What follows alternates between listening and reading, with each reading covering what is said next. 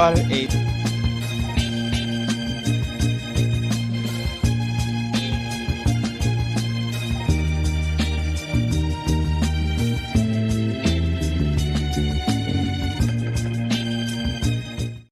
Erica, you started a PAC. Yes. Tell us about the PAC. So a PAC is a political action committee, and my PAC is named the My Body PAC, and we are dedicated to building power around bodily autonomy at a local level this election cycle. A lot of times people think, okay, it's a PAC, and you're thinking it takes a lot of money, a lot of resources. I started my PAC with no money. I mean, you can set up a PAC with $10, and you can do it in a day.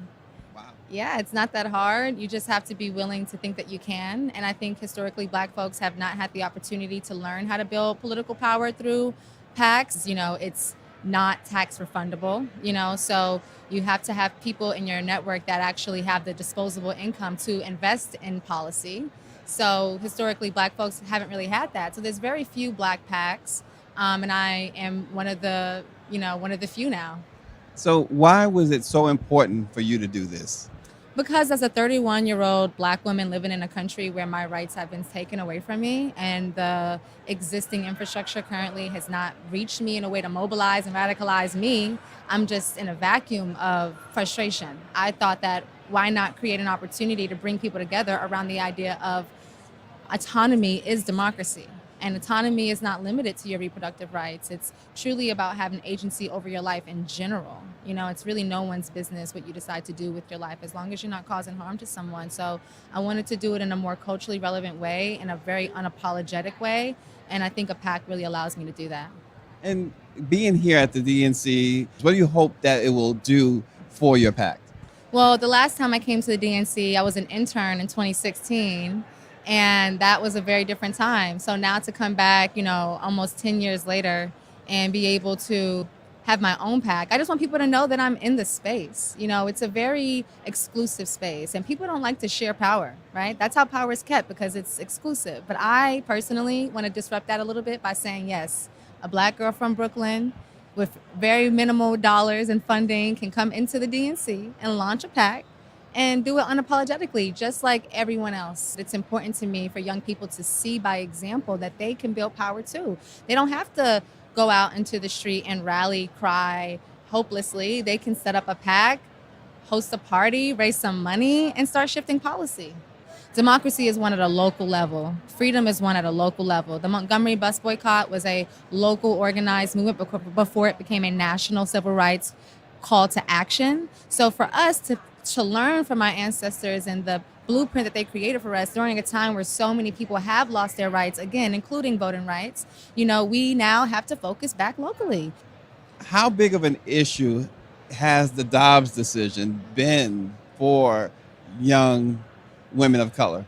It's been incredibly impactful for young women of color. Young women in the South have to fly all the way to Chicago just to access emergency care for their bodies, So the trip that many people made today is the same trip that thousands of women, if not hundreds of thousands or millions of women have to take each year just to access care. And that's the impact that it has, is that you now have places where people who have enough privilege to be able to travel can access care, and people who don't simply have to be forced to live in a world that they don't necessarily want to live in. And a lot of people try to criticize the young generation and how we are responding to the time that we're in. But I think that no one has taken the opportunity to educate us on how to properly radicalize ourselves in a way that is effective. As someone who's worked in elections, this is my third presidential election, I want to apply my knowledge as an organizer and share it in a cultural way where young people can say, yo, I can start a PAC. Oh my God, I can run for office. Wow, I can build power, because power is something that should be built collectively. And right now we live in a world where people are trying to keep it hush-hush. And they're not sharing it with the next generation. They're telling us all the things that we're doing wrong and not really guiding us into a way to do it right. And the cultural leaders of our time, those are not the folks who are going to help us get our rights back. They're going to help us make some good music. They're going to help us, wear some cool clothes. But we don't really have any political leaders that are young, that are leading us. And I hope that I can offer some leadership in that way through my PAC. Young people want to support this country. They want a future that they see themselves in, and they want to fight for that on this election cycle, which is why we have to give them a message that they understand. I think young people want to feel like they have options, right? And right now we're taking their options away. We can just, create messaging and opportunity that reinstills options and autonomy, over people's lives and their futures. Then, I think that young people will be more willing to participate in the system. But similarly, you have across the board in all industries a lot of, OGs not really willing to step aside and let a young person take up space. And I think that happens in every generation. But I think we can't afford that right now. We have to let people lead. And, a lot of our most radical leaders were under 25. Welcome to the National Newspaper Publicists Association's Let It Be Known. Erica Claudio, My Body Pack. We really had a nice discussion with her, as you can see there. Really was a absolute pleasure speaking with this young lady who she's getting after it. It's just, hey, she's not sitting back. She's going after it, and her my future pact is up and running. Yeah, she is certainly welcoming contributions and other sorts of help to get that really moving. As she said, younger ones. She gave us an idea and insight on how the Dobbs decision even affected the younger ones and what's at stake going forward. So it's really was interesting to see such a to see young people, and she wasn't the only one. We saw a lot of young people, and continue to check out Let It Be Known's YouTube and also Instagram, and see more of what we was doing over at the DNC.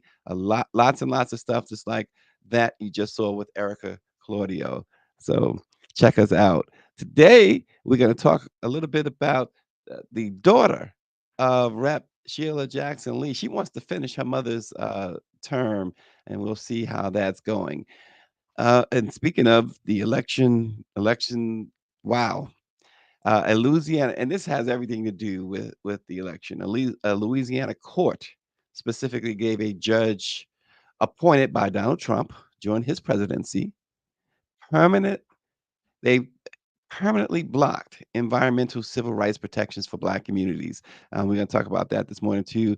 Also, a Black Arizona man who suffers from knee-related health problems called the police to report that his daughter had been kidnapped. But wait till you hear how the police victimized him and how the victimization continued even with his job.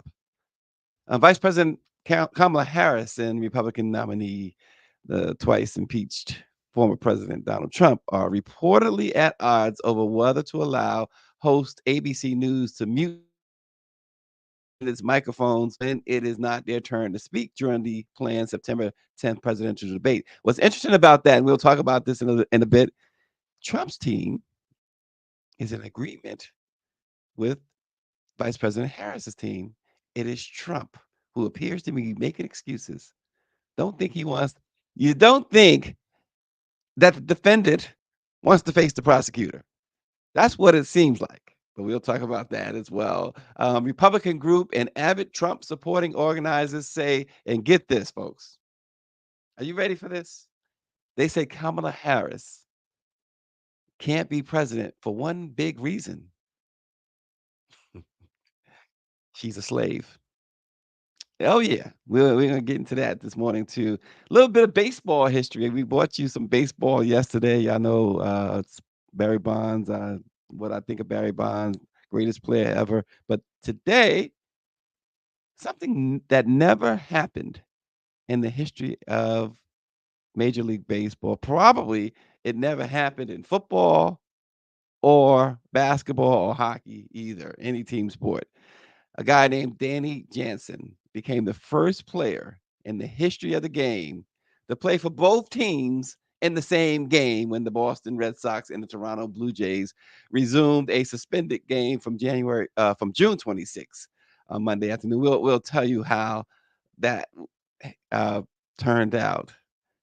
And yes, we're gonna answer Power 96's morning rant.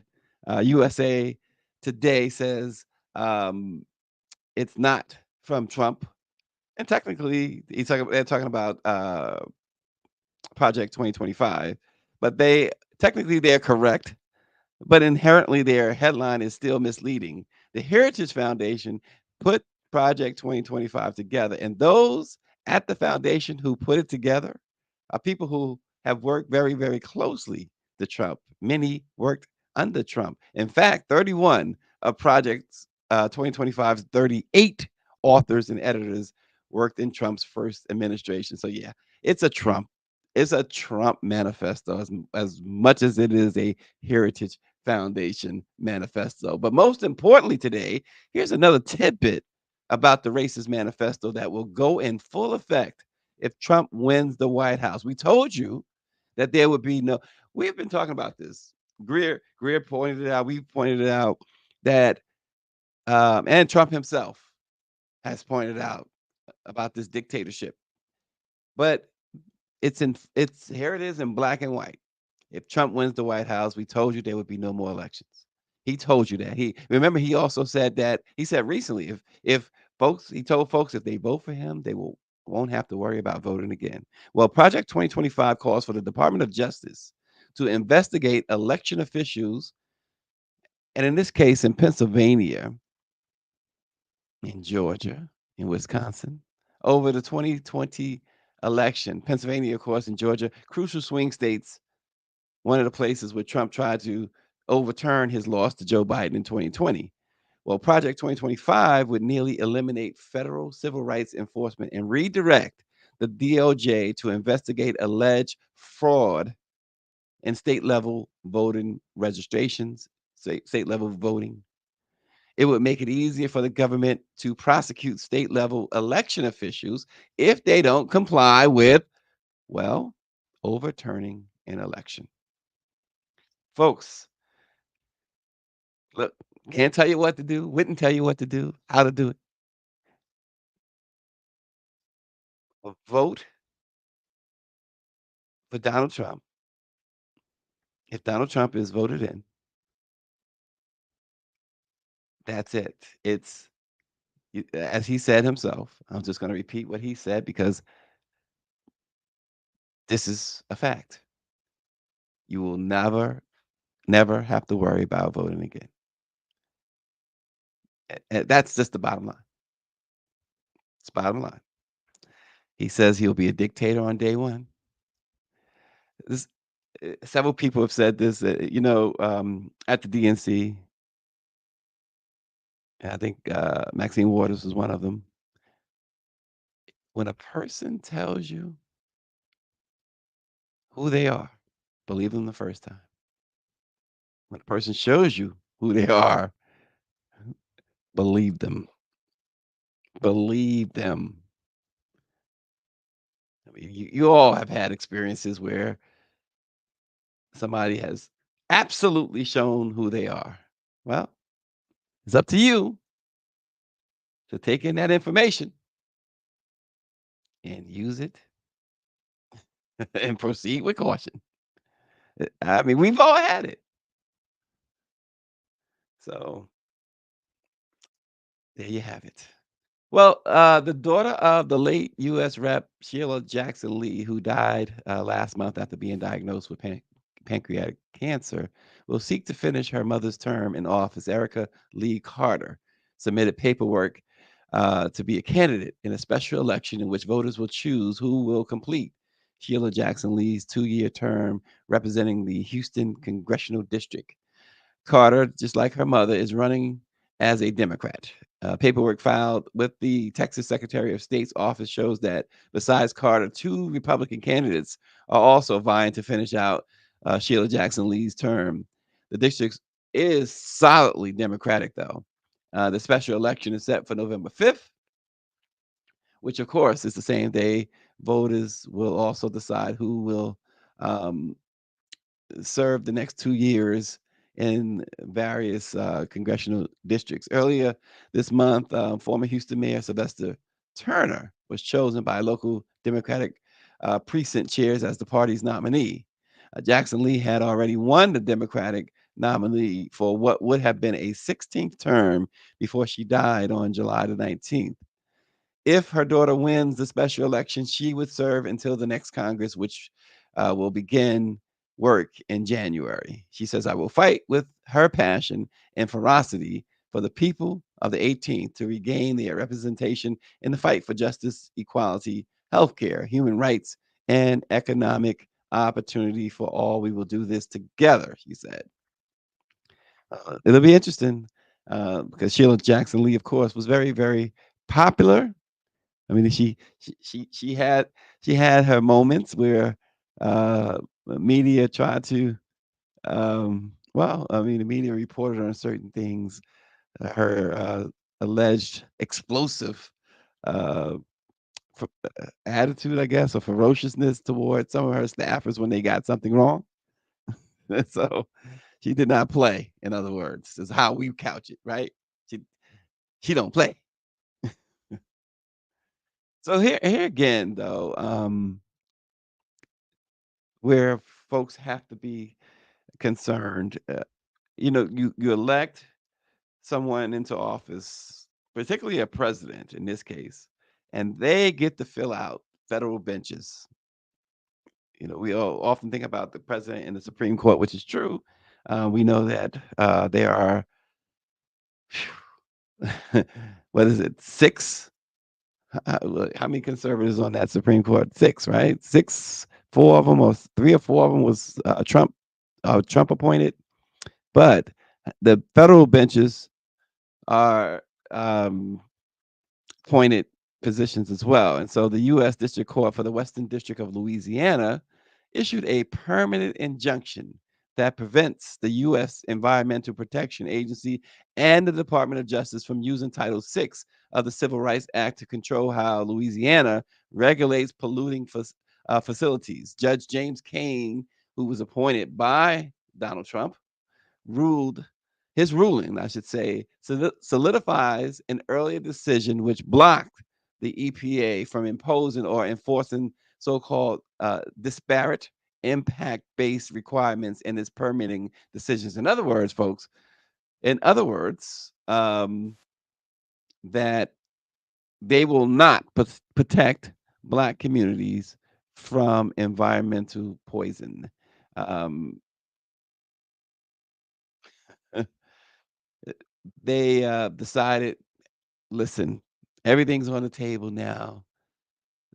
We're not, the sheets are off. Everybody's out the closet.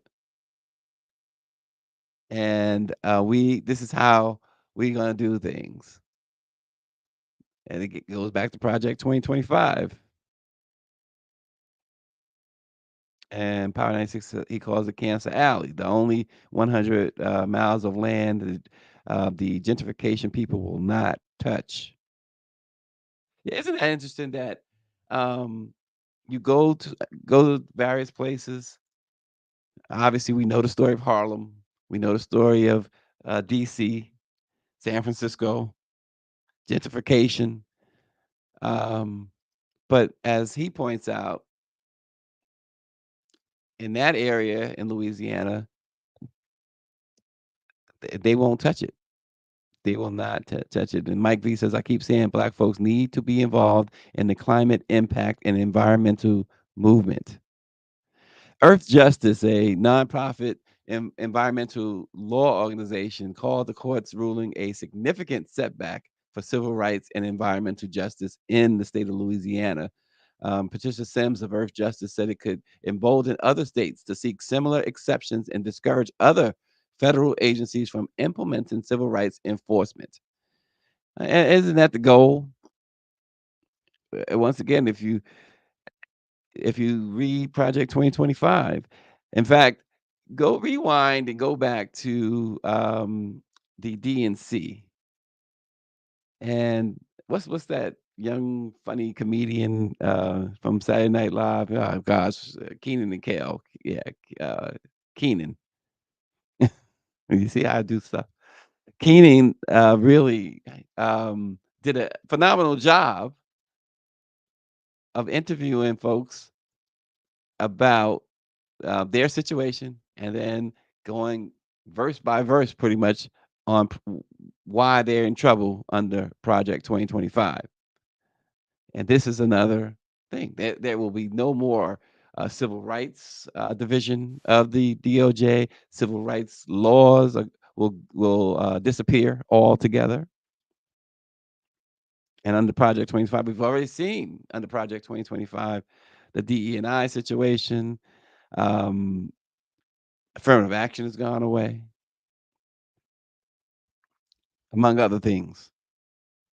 So this is all a part of it, folks. This is all a part of it. And I'll tell you what else is a part of it. We keep talking about law enforcement and communities of color, and what happens when individuals of color in particular have to interact with law enforcement.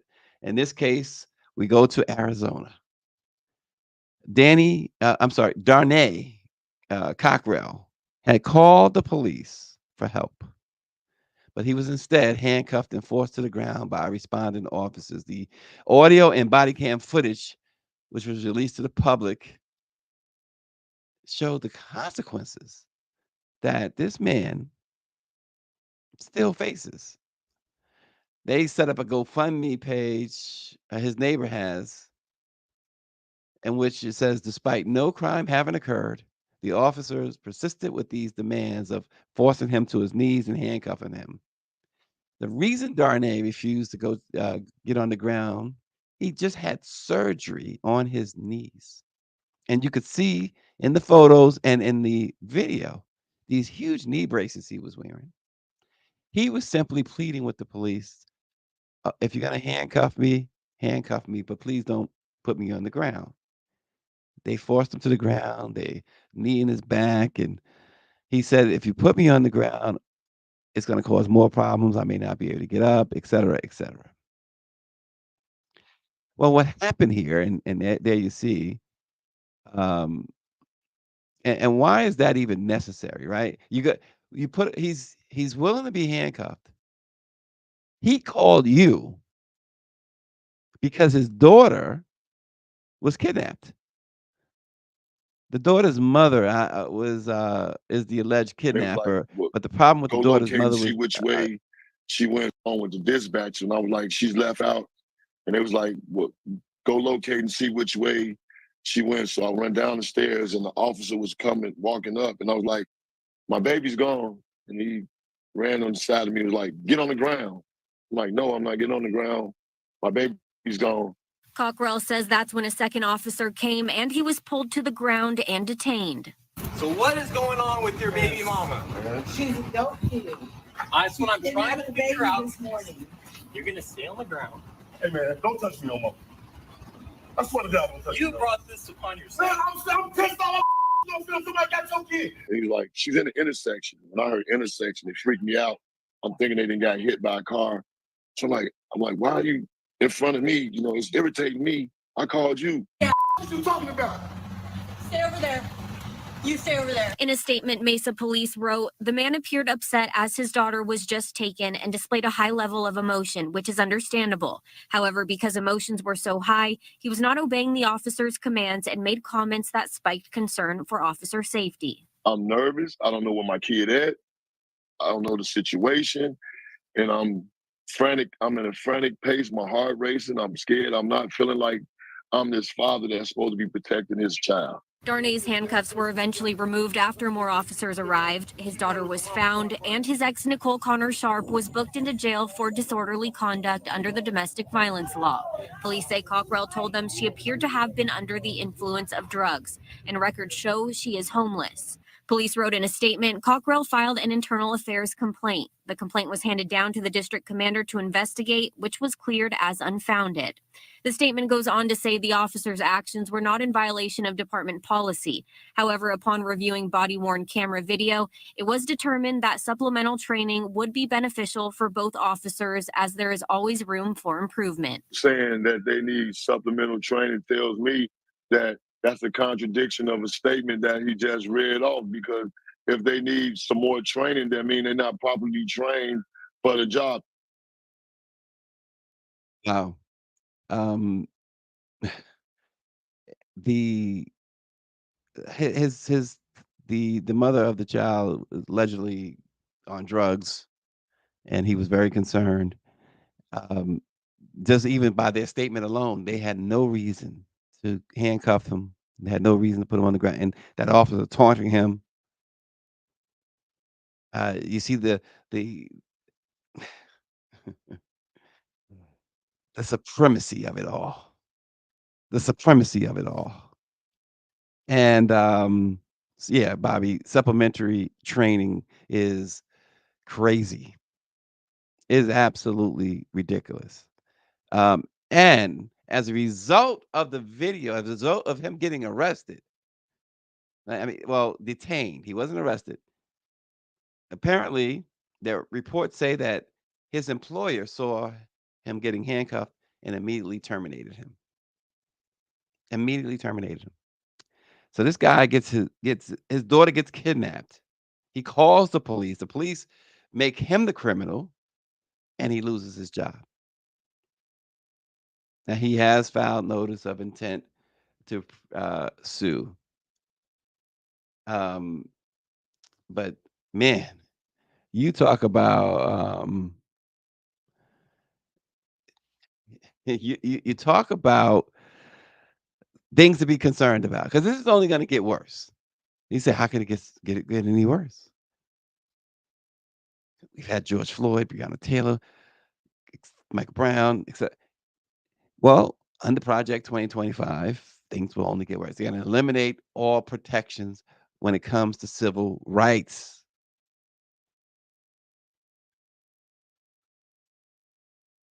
So,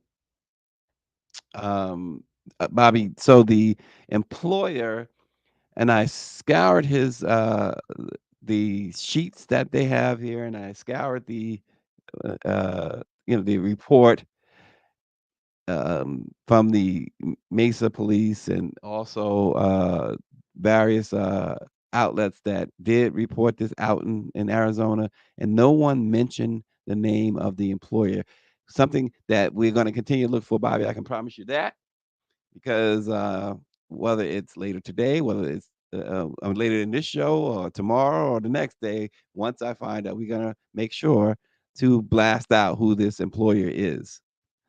Um, Vice President Kamala Harris and Republican nominee Trump are reportedly at odds over whether to allow ABC News to mute the candidates' microphones when it's not their turn to speak during the planned September 10th presidential debate. Of course, Trump now hints that he may not show up for the debate.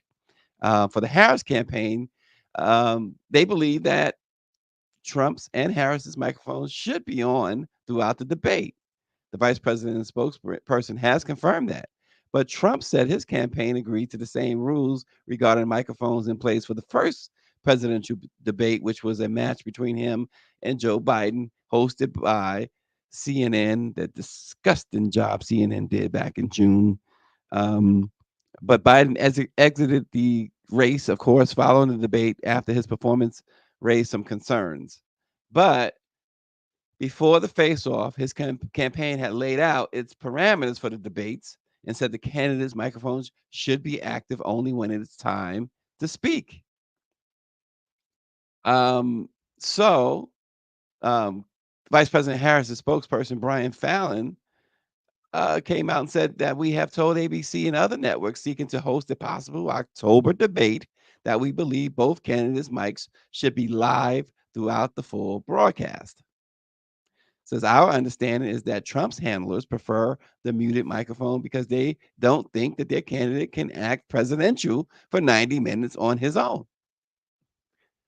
Now, look, that statement in itself is already proven to be true time and time again. And now comes word that Trump's camp is at odds with Trump himself. And Bobby says, we know Trump is not going to debate VP Harris for further embarrassment. Would you? Well, You would think not. And it's looking more and more like he will not debate her. But it wouldn't surprise me because this guy has he's displayed absolutely zero respect for women, but women of color in particular. And I don't know that he wants it to be perceived that he backs out. And I think he wants to, and we should remember, many do remember his debate with Hillary Clinton and the shocking thing that we had never seen before, and how he stalked her on that stage, and I mean uncontrollably went and stood over her, and did these things that that standing over where a man tries to intimidate a woman, and a weak man does that, and that's what we saw.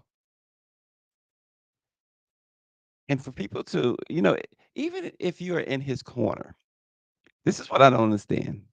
Well, I can't say I don't understand. I've seen it a lot with celebrities in particular. But when they're doing something so egregious, where's the persons or person, whether it's a family member, whether it's a comms person,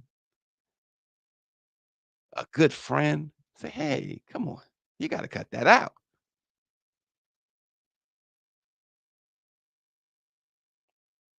And Mike B says he stalked Hillary in the same way he stalked Stormy Daniels. David Youngblood says, I don't have him showing up. Yeah, look, I'm sure Vegas has their odds too. Paradigm 6 says, speaking of CNN, they just caught with the yes. They was just caught with a fake independent voter in a focus group. The guy is a diehard Trumper.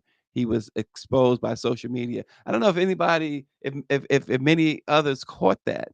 And this is once again, you can't trust polls, and but just as much as you can't trust polls, you cannot trust when and the networks do this. They put on these so-called um, undecideds, and they do this panel with them, and they start talking about this candidate and that candidate. Well, CNN, after their disgustingly horrible moderation or lack of moderation of a debate back in June, continues to go by the wayside.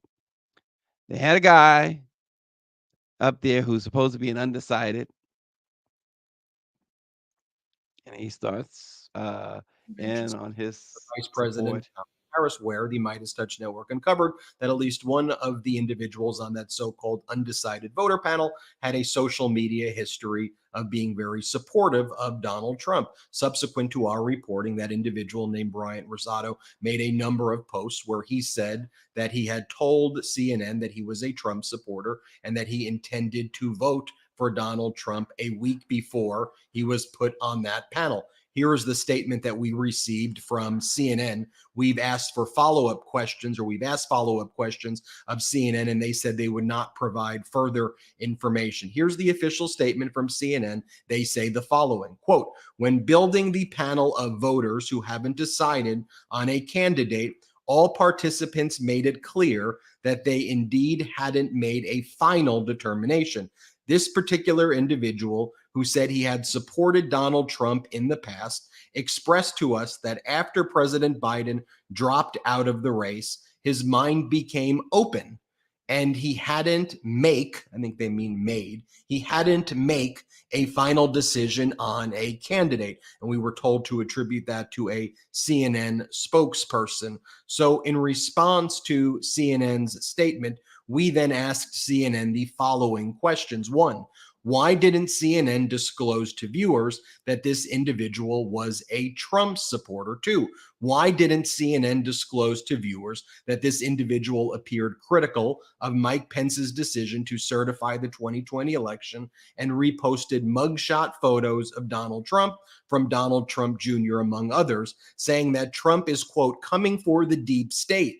posts which were identified from his public social media history on X, formerly Twitter. And you can see some of those posts right there. 3, does CNN do any due diligence at all of its participants' social media history? And was it done in this instance? 4, Rosado says that he informed CNN that he intended to vote for Donald Trump just 1 week before the panel took place in the race against Vice President Kamala Harris. And in response, Rosado says that CNN asked him if he would then keep an open mind after he had already stated that he was intending to vote for Donald Trump.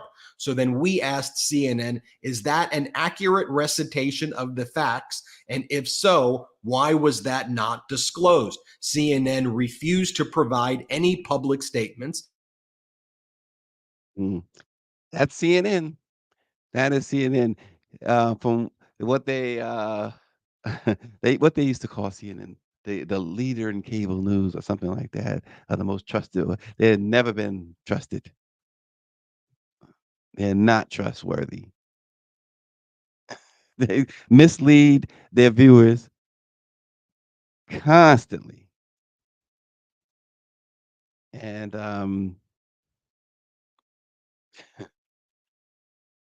unreal. Well, and speaking of unreal, we got another yeah, most disgusting. We have another um really vow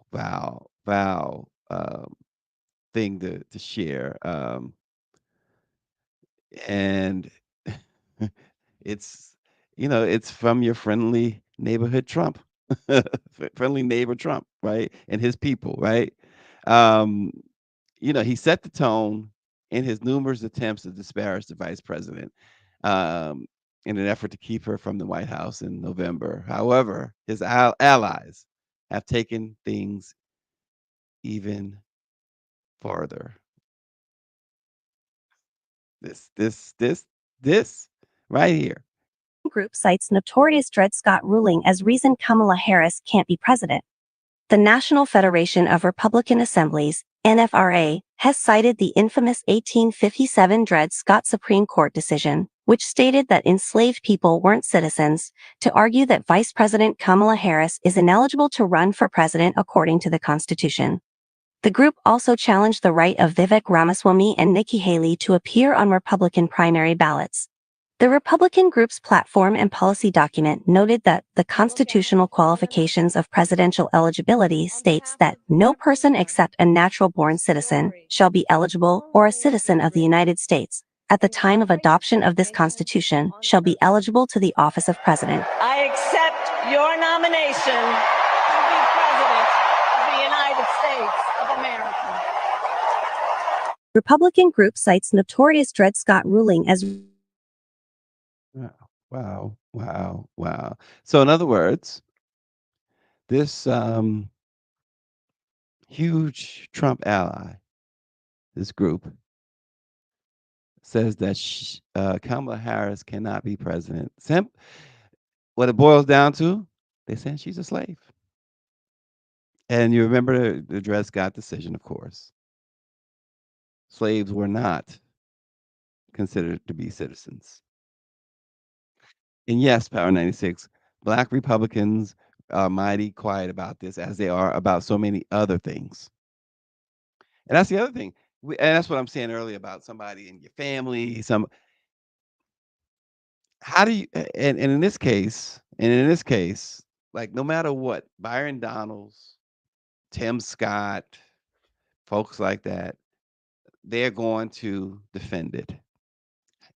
They're going to defend the indefensible. It would give them what they don't seem to understand or care about is credibility, because it would give them a modicum of credibility to denounce something like this.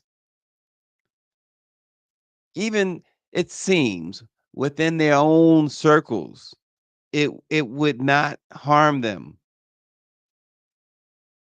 But for the overall, You mean to tell me you cannot condemn this? But of course you wouldn't, because Byron Donalds, of course, says that black folks had it better under Jim Crow. Daniela Pierre says, wait, isn't he a felon? He and his supporters need to sit this out. Yeah, that hasn't moved them. That hasn't moved them. But I would guess, though, when you talk about undecideds, true undecideds, or true independents, it probably has turned some of them off. Some, operative word, some, not a lot, but some of them off. And those are the people that may have cast their vote for Robert F. Kennedy Jr., who is now um, publicly and purely ensconced into MAGA world, looking for a job. He, RFK, reportedly peddled himself to Vice President Harris, whose camp told him to keep walking, and now he's with Trump, who they're again supposedly talking a cabinet position for him. Perhaps RFK Jr. would be the Dr. Fauci of the new Dr. Fauci of the Trump administration. Mike V says the anti-DEI, anti-affirmative action movement is in full motion. Yeah, we've been seeing that, and that's what we've been saying. Like, talk about Project 2025. It's already, parts of it is already taking effect, because you have Project 2025 members inside the Supreme Court. You can't tell me that Clarence Thomas and John Roberts and Alito, you can't tell me those guys and they're not products of the Heritage Foundation. I mean, look, Clarence has taken money from anybody who's willing to give it. And I'm sure the Heritage Foundation is taking care of him. RFK, Pound 96 says RFK is going to take one of those black jobs in the Trump administration. But the idea that there would be no condemnation of this, it's ridiculous. It's disgusting, but it's just not going to happen. Like we said, Byron Donalds already told you, look, when they were freely using the N-word and calling men, black men, boy,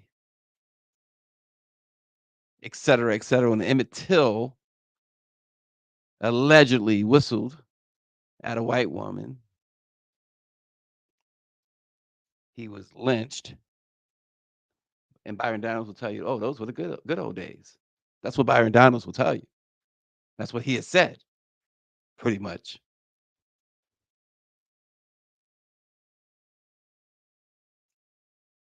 You know, when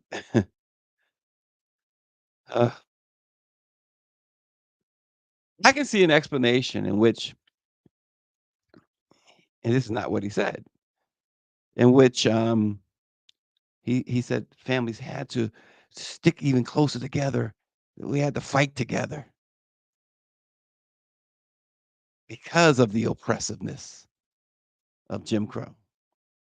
Okay, maybe you could, but he made it clear that's not what he was talking about. He said things were better. The family was better. Black families had it better.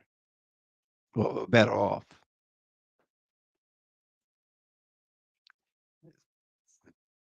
It's like saying after being sold from Master Johnson to Master Smith, oh, things were a little bit better under Master Johnson. He only whipped me 20 times a day. Master Smith whips me 22 times a day. I mean, give me a break. Folks, some history is made in Major League Baseball, some odd history. When Danny Jansen became the first Major League baseball player in history to play for both teams in the same game, when the Boston Red Sox and the Toronto Blue Jays resumed a game that was suspended back on June 26th. Now, let me explain to you what happened. How did this happen? So, Danny Jansen, in that June 26th game, was a member of the Toronto Blue Jays. He was up at bat when the rains poured down at Fenway Park in Boston. And he had an 0-1 count, one strike on him, and the game was then suspended. Well, after the game was suspended, about a month later, he was traded from the Toronto Blue Jays to the Boston Red Sox. Well, they had a game to play to make up yesterday. And in that game, Danny Jansen, of course, was the catcher for the Toronto Blue Jays. So obviously, he could not put on a Toronto Blue Jays uniform. So what happened was they pinch hit, obviously, for him. The Blue Jays did. While his turn at bat was taking place, he was the catcher for the Red Sox. The guy who went to bat for him struck out. But what would have been interesting is this. So if you have two strikes, it's your official at bat. So whatever happens, even if you don't finish the at bat, if somebody comes up and takes your place with two strikes, whatever happens, it becomes whatever happens on the negative side, I should say. Because if the guy who takes your at bat gets a hit, it's charged to his record. But if he makes an out, it's charged to yours. So if there's two strikes, so Danny Jansen could have caught his own strikeout. He could have caught his own strikeout. So that's how it was made, folks. I hope you understood that this guy was playing for the Blue Jays. It's the same game. They had to finish the game. It's the same game. It goes in the books. So if you are into box scores, I know Power 96 certainly knows what we're talking about. The box scores. If you look at the box score today from yesterday, it'll show Danny Jansen was the catcher for both the Toronto Blue Jays and the Boston Red Sox in the same game. And it's not two people with the same name. It's one person, Danny Jansen. I just thought that was funny. I just thought it was interesting. When you think that you've seen it all when it comes to sports, something always comes up to take its place. So the game was resumed. Of course, and it was. Here's the great thing. So the Blue Jays won the game. The last batter of the game was Danny Jansen, and he struck out. No wonder they traded him. No wonder why they traded him. So the Red Sox, and the good thing for Danny Jansen is that his former team, the Toronto Blue Jays, are in last place, while the Red Sox are currently in third place, still with an outside shot of making the playoffs. So Danny Jansen, he may have struck out to end that game yesterday, but he's in a more positive position with the Red Sox with a chance, at least a small chance to make the playoffs. So good for Danny Jansen. That plaque, that some of the gear, I should say, they said will go to the Hall of Fame. Maybe his catching gear will go to the Hall of Fame to be displayed with a plaque that shows that he is the only player to ever play for both teams in the same game. There have been guys who played for two different teams in the same day, but never in the same game. So there you have it. A little bit of baseball history for you guys. It's sports time anyway because football season, the NFL is about to kick off. I know Power 96 and his SWAC conference, they are in full swing, ready to go. He's got his show on, I think he's at Thursdays or Wednesdays and Fridays or something like that. You got to remind us, Power 96. You got to send us an invite so we can make sure we watch it. HBCU football is from Thursday night to Monday. He says, what a time to be alive. Let the tailgating begin. So college football, pro football, And very, very shortly, the NBA and the NHL will be in action Monday, Wednesday, and Friday, 7:30 p.m. on YouTube. Check out Power 96's SWAC Sports. We will be checking them out Monday, Wednesdays, and Fridays at 7:30 p.m. It's that time again. And folks, remember to, hey, also subscribe to Power 96's YouTube page, the SWAC Sports YouTube page, and LIBK-News. And Mike V is asking, will Let It Be Known be covering the debate on the 10th live? Will we be covering it? Absolutely, yes, we will be covering it. How we will be covering it, we'll let you know soon. But thanks for asking, Mike. And we're glad you'll be looking for us because we'll be bringing you something for sure. You can count on that. So check us out. And folks, it's Tuesday. Have a great Tuesday. And Wednesday is hump day. We'll be getting over the hump. We'll see you then.